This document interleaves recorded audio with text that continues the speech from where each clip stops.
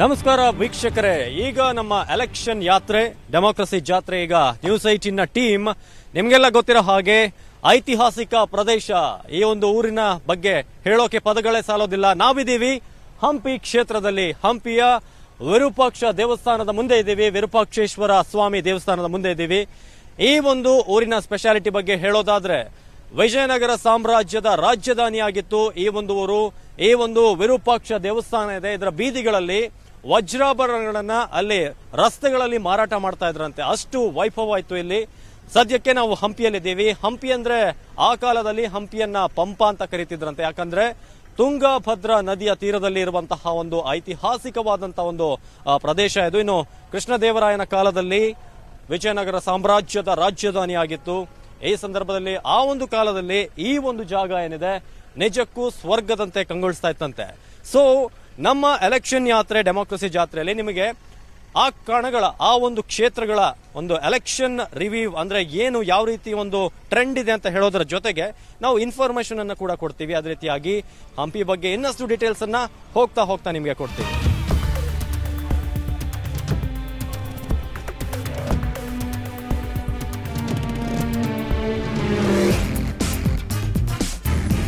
ನೀವು ನೋಡ್ತಿದ್ದೀರಾ, ಇಲ್ಲಿ ಬಂದ ಕೂಡಲೇ ವಿರೂಪಾಕ್ಷ ದೇವಸ್ಥಾನ ಇದೆ.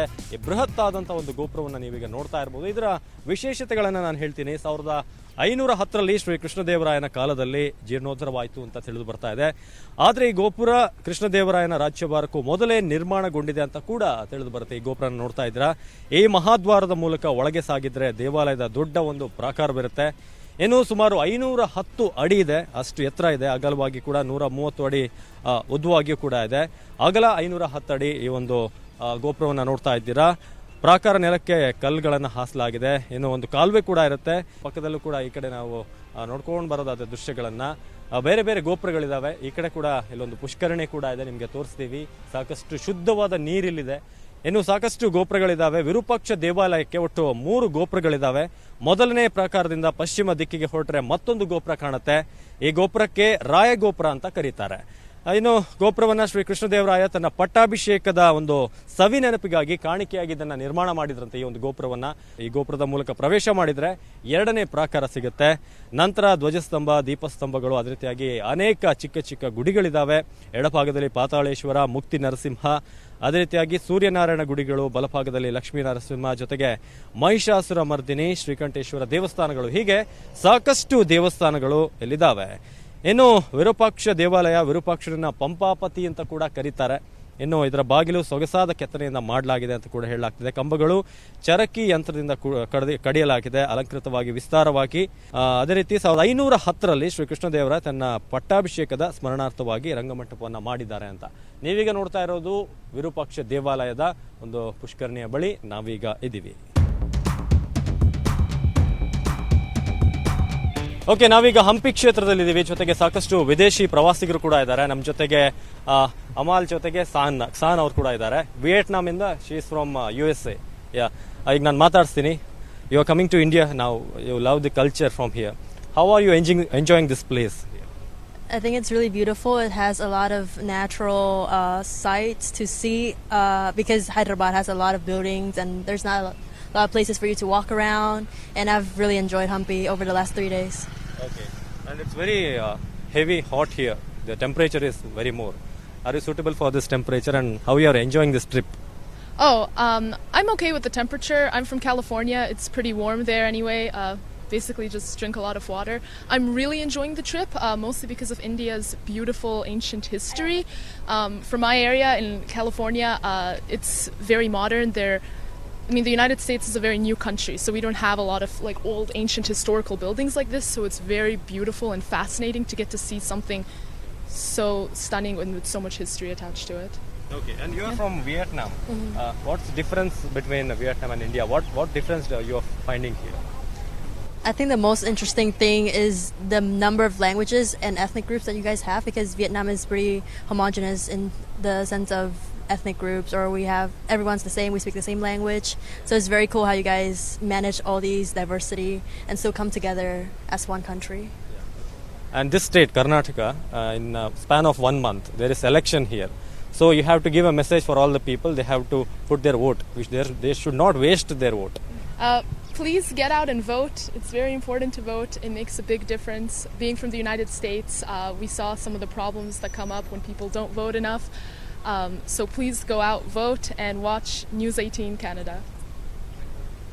Thank you so much. Enjoy your trip. Okay, ನಾವೀಗ ಹಂಪಿಯಲ್ಲಿ ಇದ್ದೀವಿ. ಜೊತೆಗೆ ಸಾಕಷ್ಟು ಮಾರ್ಕೆಟ್ಗಳು ಕೂಡ ಇದಾವೆ, ಶಾಪಿಂಗ್ ಸೆಂಟರ್. ಅಂದ್ರೆ ಇಲ್ಲಿ ಬಂದವರಿಗೆ ಏನಾದರೂ ಪರ್ಚೇಸ್ ಮಾಡುವಂಥದ್ದು. ಅದೇ ರೀತಿಯಾಗಿ ಬಹಳ ಬಿಸಿಲಿದೆ, ನಾನು ಕೂಡ ನೋಡ್ತಾ ಇದ್ದೀರಾ, ಕಣ್ ಬಿಡೋಕೆ ಆಗೋದಿಲ್ಲ, ಅಷ್ಟು ಬಿಸಿಲಿದೆ. ಅದೇ ರೀತಿಯಾಗಿ ಕೂಲಿಂಗ್ ಗ್ಲಾಸ್ಗಳು ಇದೆಲ್ಲವನ್ನು ಕೂಡ ನೀವು ಹಂಪಿಲಿ ಬಂದ್ರೆ ಪರ್ಚೇಸ್ ಮಾಡಬಹುದು. ಅದೇ ರೀತಿಯಾಗಿ ಬಿಸಿಲು ಬಹಳ ಇರೋದ್ರಿಂದ ನಾವು ಕೂಡ ಒಂದು ಕ್ಯಾಪ್ ಅನ್ನ ತೆಗೆದುಕೊಳ್ಬೇಕಾಗತ್ತೆ. ಹೇಗೆ ಕ್ಯಾಪ್ ಇದು? ಕಲಾಕೃತಿಗಳೇನಿದಾವೆ ನಾವು ನೋಡ್ತೀವಿ ಹಂಪಿಯಲ್ಲಿ, ಅದೇ ರೀತಿಯಾದಂತಹ ಡಿಸೈನ್ಗಳನ್ನು ನೀವು ನೋಡ್ಬೋದು. ಬಹಳ ಒಂದು ಪವಿತ್ರವಾದಂತಹ ಒಂದು ವ್ಯಾಲ್ಯೂ ಇರುವಂತಹ ತುಂಗಭದ್ರಾ ನದಿಯ ಒಂದು ತೀರದಲ್ಲಿ ನಾವಿದ್ದೀವಿ. ನೀವು ನೋಡ್ತಾ ಇದ್ರೆ ಇಲ್ಲಿ ವಿಜಯನಗರ ಸಾಮ್ರಾಜ್ಯದ ಒಂದು ತಟದಲ್ಲಿ ನಾವಿರೋದು. ಇಲ್ಲಿಂದಾನೇ ಪವಿತ್ರವಾದಂತಹ ನದಿ ನೀರು ತುಂಗಭದ್ರಾ. ನಾವು ಭದ್ರಾ ಮೇಲ್ದಂಡೆ ಯೋಜನೆ ಬಗ್ಗೆ ಏನು ಮಾತಾಡ್ತಾ ಇರ್ತಾರೆ, ಇದೇ ಒಂದು ನದಿಯನ್ನು ನೀವು ನೋಡ್ತಾ ಇದ್ರ. ಸಾಕಷ್ಟು ಜನ ಇಲ್ಲಿದ್ದಾರೆ. ಸೊ ಹಂಪಿಯ ವಿಶೇಷತೆಗಳಲ್ಲಿ ತುಂಗಭದ್ರಾ ನದಿ ಕೂಡ ಒಂದು ಅಂತ ಹೇಳ್ಬೋದು. ಬಹಳ ಇಲ್ಲಿ ಬಂದವರೆಲ್ಲರೂ ಕೂಡ ಒಂದು ಪುಣ್ಯ ಸ್ನಾನವನ್ನ ಮಾಡಿಕೊಂಡು ನಂತರ ದೇವರ ದರ್ಶನವನ್ನ ಪಡೆಯುವಂತ ಕೆಲಸವನ್ನ ಮಾಡ್ತಾರೆ.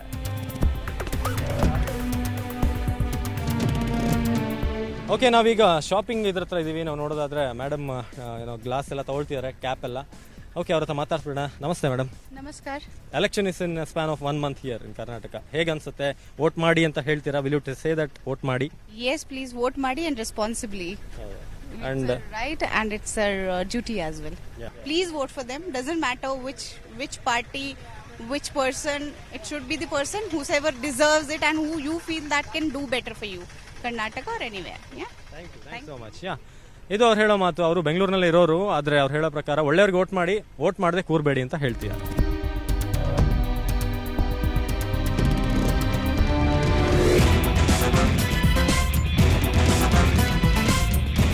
ಓಕೆ, ನಾವೀಗಿದ್ದೀವಿ ಹಂಪಿಯ ಸಾಸಿವೆ ಕಾಳು ಗಣಪತಿಯ ದೇವಸ್ಥಾನದ ಒಂದು ಆವರಣದಲ್ಲಿದ್ದೀವಿ. ನೀವು ಈಗ ನೋಡ್ತಾ ಇದ್ರೆ ನಮ್ಮ ಹಿಂಬದಿಯಲ್ಲಿ ಬೃಹದಾಕಾರದ ಒಂದು ಗಣಪತಿಯ ಒಂದು ವಿಗ್ರಹವನ್ನು ನೀವು ಅಲ್ಲಿ ನೋಡಬಹುದು. ಇದು ಆ ಒಂದು ವಿಜಯನಗರ ಸಾಮ್ರಾಜ್ಯದ ಕಾಲದಲ್ಲಿ ಸಾಸಿವೆ ವ್ಯಾಪಾರಿಯೊಬ್ರು ತಮ್ಮ ಸಾಸಿವೆಯನ್ನೆಲ್ಲ ಮಾರಿ ಬಂದಂತಹ ದುಡ್ಡಿನಲ್ಲಿ ಕಟ್ಟಿದಂತಹ ಒಂದು ಏಕಶಿಲಾ ಒಂದು ಗಣಪತಿಯ ಮೂರ್ತಿಯನ್ನ ನೋಡ್ತಾ ಇದ್ದೀರಾ. ಇದನ್ನ ಕಟ್ಟಿಸಿದ್ದಾರೆ. ಇಲ್ಲಿ ಸಾಮಾನ್ಯ ಜನ ಬಡವರು ಬಂದಾಗ ಪೂಜೆ ಮಾಡ್ತಿದ್ರಂತೆ. ಮತ್ತೊಂದು ಕಡಲೆಕಾಳು ಗಣಪತಿ ಅಂತ ಇದೆ, ಅಲ್ಲಿ ಸ್ವಲ್ಪ ಶ್ರೀಮಂತರು ಪೂಜೆ ಮಾಡ್ತಿದ್ರು ಅಂತ. ಈಗ ನಮ್ದು ಚುನಾವಣಾ ಯಾತ್ರೆ ಇಲ್ಲಿಗೆ ಬಂದಿದೆ, ಎಲೆಕ್ಷನ್ ಹತ್ರ ಬರ್ತಾ ಇದೆ. ಏನಂತೀರಾ? ಯಾವ ರೀತಿಯಾದಂತ ಸರ್ಕಾರ ಬರ್ಬೋದು? ಏನಂತೀರಾ ಜನಕ್ಕೆ? ವಜ್ರಕ್ಕಿಂತ ಹೆಚ್ಚಿದ್ದು ಬೆಲೆ ಬಾಳಿದ್ದು ಅಂದ್ರೆ ನಮ್ಮ ಮತ. ಈಗ ಏನ್ ಮಾಡ್ತಿದ್ದಾರೆ ಅಂದ್ರೆ ಜನಗಳು ಲಂಚ, ಸೀರೆ ಇದಕ್ಕೋಸ್ಕರ ಬೆಲೆ ಕೊಡ್ತಾ ಇದ್ದಾರೆ. ನಮ್ಗೆ ಒಳ್ಳೆ ವ್ಯಕ್ತಿನ ನೋಡಿ ಓಟ್ ಹಾಕ್ಬೇಕೇ ವಿನಃ ನಾವು ದುಡ್ಡು ಕಾಸಿಗೆಲ್ಲ ಆಸೆ ಪಡಬಾರ್ದು ಸರ್. ಎಲ್ಲ ಸರ್ಕಾರಗಳನ್ನು ನೋಡಿದ್ದಾರೆ, ಈ ಸರಿ ಒಂದು ಸಂಯುಕ್ತ ಸರ್ಕಾರ ಬರ್ತದೆ ಸರ್. ಓಕೆ, ಇಲ್ಲಿನ ಪ್ರವಾಸಿಗರು ಹೇಳೋ ಪ್ರಕಾರ ಈ ಬಾರಿ ಒಂದು ಸಮ್ಮಿಶ್ರ ಸರ್ಕಾರ ಬರುತ್ತಂತೆ. ನೋಡೋಣ, ಮೇ 15ಕ್ಕೆ ಎಲ್ಲಾ ಪ್ರಶ್ನೆಗಳಿಗೂ ಕೂಡ ಉತ್ತರ ಸಿಗುತ್ತೆ.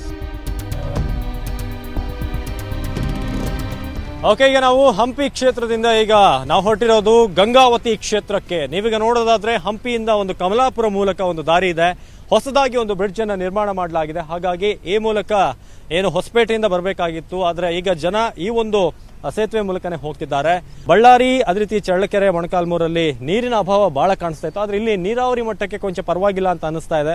ನೀವು ನೋಡ್ತಾ ಇದ್ರೆ ಈ ರೀತಿಯಾಗಿ ಕಬ್ಬಿನ ಬೆಳೆ ಜೊತೆಗೆ ನೀವು ನೋಡ್ತಾ ಇದ್ರೆ ದೂರದಲ್ಲಿ ನದಿ ಹರಿತಾ ಇದೆ. ಸಾಕಷ್ಟು ಹೂಳು ಇರೋದ್ರಿಂದ ಸ್ವಲ್ಪ ಪ್ರಾಬ್ಲಮ್ ಇದೆ ಅಂತ ಹೇಳ್ಬೋದು. ಮೋಸ್ಟ್ಲಿ ಅದನ್ನೆಲ್ಲ ತೆಗೆದ್ರೆ ಖಂಡಿತ ಇನ್ನೂ ಸ್ವಲ್ಪ ಇಲ್ಲಿ ನೀರಾವರಿ ವ್ಯವಸ್ಥೆ ಚೆನ್ನಾಗಿ ಆಗ್ಬೋದು. ಸದ್ಯಕ್ಕೆ ನಾವಿರೋದು ನೀವು ನೋಡ್ತಾ ಇದ್ರೆ ಹೊಸದಾಗಿ ಬ್ರಿಡ್ಜ್ ಅಲ್ಲಿ ಇದೀವಿ. ಈ ಒಂದು ದಾರಿ ಸೀದಾ ಇದೀಗ ಗಂಗಾವತಿಗೆ ಹೋಗುತ್ತೆ. ನೋಡೋಣ ಗಂಗಾವತಿಯಲ್ಲಿ ಜನ ಏನ್ ಹೇಳ್ತಾರೆ, ಈ ಬಾರಿ ಯಾವ ಸರ್ಕಾರ ಬರ್ಬೋದು. ಅದೇ ರೀತಿಯಾಗಿ ಎಲ್ರಿಗೂ ಕೂಡ ವೋಟ್ ಮಾಡಿ ಅಂತ ಈ ಮೂಲಕ ನಾವು ರಿಕ್ವೆಸ್ಟ್ ಮಾಡ್ಕೊಳ್ತೀವಿ. Over to Gangavathi.